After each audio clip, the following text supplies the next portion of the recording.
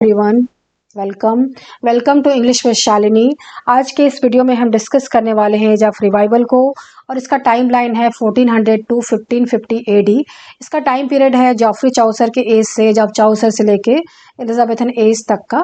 और ये as of revival में क्या हो रहा था, वॉर्स हो रहे थे, युद्ध हो रहे थे, बहुत ही ज़्यादा अनरेस्ट था, उथल पुथल मच रही थी और जो डायनेस्टी थी आपस में लड़ रहे थे। और एक तरह से रेनेसां भी चल रहा था इटली में, जो कि इंग्लैंड में भी आ रहा था, जिसमें कि रिन्यूड इंटरेस्ट हो रहा था नॉलेज के लिए, लिटरेचर के लिए। अब इस एज में वॉर ऑफ रोजेस चल रहा था इंग्लैंड में, जो कि एक सिविल वॉर था, गृह युद्ध था, जो कि दो ग्रुपों के बीच में लड़ा जा रहा था। हाउस ऑफ यॉर्क जो जिनका सिंबल था वाइट रोज, और हाउस ऑफ लंकास्टर जिनका सिंबल था रेड रोज, इसलिए इसे वॉर ऑफ रोजेस कहा जाता है। तो ये लड़ रहे थे आपस में इंग्लैंड के थ्रोन के लिए। अब इस एज में हेनरी ट्यूडर थे, जो हेनरी सेवेंथ थे, उन्होंने रिचर्ड थर्ड को हराया और वॉर ऑफ रोज का एंड किया और वो राजा बने और ट्यूडर डायनेस्टी स्टार्ट हुई।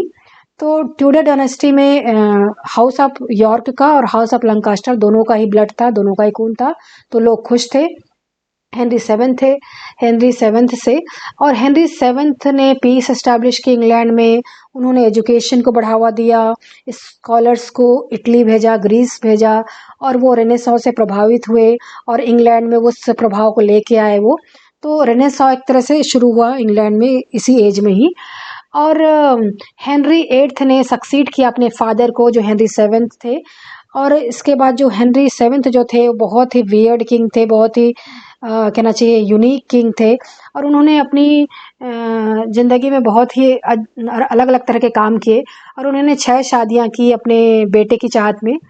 और उनके सेकंड वाइफ थी एन बोलेन, जो कि प्रोटेस्टेंट थी, उन्होंने एलिजाबेथ को जन्म दिया।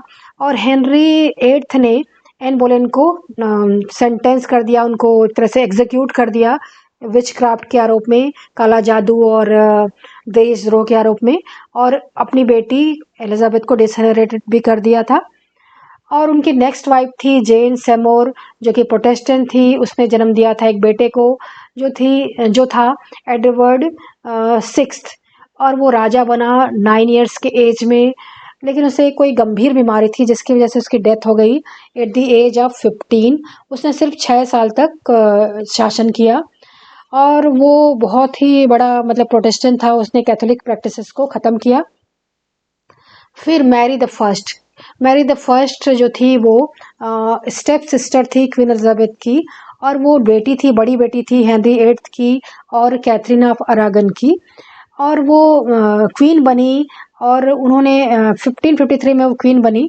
और जब वो क्वीन बनी तो उसने कैथोलिसिज्म को इस्टेब्लिश किया इंग्लैंड में, और उसने बहुत सारे प्रोटेस्टेंट को मौत के घाट उतार दिया, इसलिए उसका नाम पड़ा ब्लडी मैरी। और उसने 5 इयर्स तक शासन किया, फिर उसकी डेथ हो गई क्योंकि बहुत ही बड़ी बीमारी से वो ग्रस्त थी। फाइनली 1558 में क्वीन एलिजाबेथ, जो उसकी स्टेप सिस्टर थी, क्वीन बनी।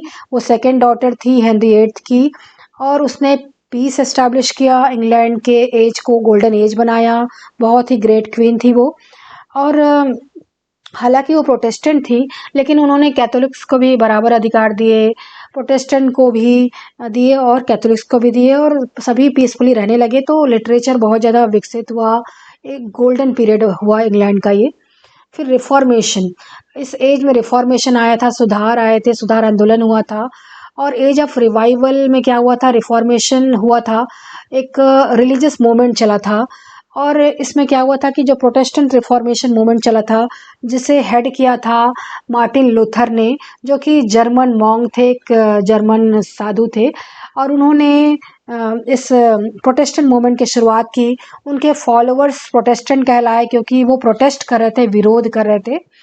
और ये जो मूवमेंट था वो उस दौरान जो कैथोलिक चर्च था उसमें जो बुराइयां थी, उसमें जो करप्शन था, उनके अगेंस्ट हो रहा था, और चर्च के लोग जो बुराइयां कर रहे थे उसके अगेंस्ट हो रहा था।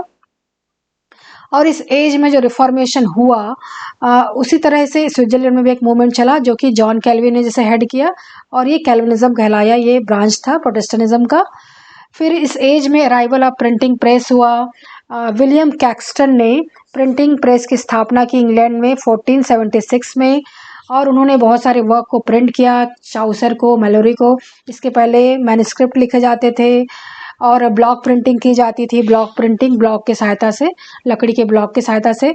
फिर डेवलपमेंट ऑफ इंग्लिश बाइबल। इस एज में बहुत ही इम्पोर्टेंट घटना हुई, वो थी कि फर्स्ट प्रिंटेड बाइबल आया जो कि गुटेनबर्ग बाइबल कहलाया, और ये प्रिंट हुआ 1450 में जोनासन गुटेनबर्ग के द्वारा। और विलियम टिंडल ने ट्रांसलेट किया हिब्रू और ग्रीक बाइबल को इंग्लिश में 1525 में। फिर टिंडल बाइबल आया जो कि न्यू टेस्टामेंट और half of the old testament से मिला जुला था।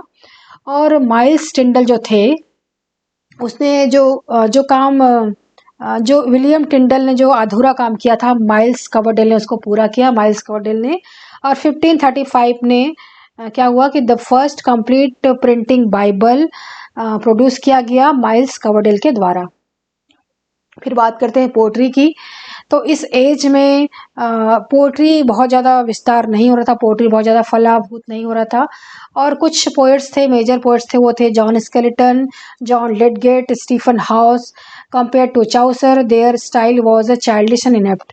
तो इनका जो पोट्री था, ये सब बस चाउसर की नकल कर रहे थे, तो नकल कर रहे थे, कुछ ओरिजिनल था नहीं। और ये कुछ स्कॉटिश चौसरियन भी थे जो कि स्कॉटलैंड को बिलोंग करते थे, और वो भी चाउसर की नकल कर रहे थे, इसलिए वो स्कॉटिश चौसरियन कहलाए। अब ये जो थे वो greatly influenced by Geoffrey Chaucer थे। ये थे William डनबार, Robert Henderson, Gavin Douglas, और इन्हें स्कॉटिश चौसरियन कहा जाता है। फिर प्रोज।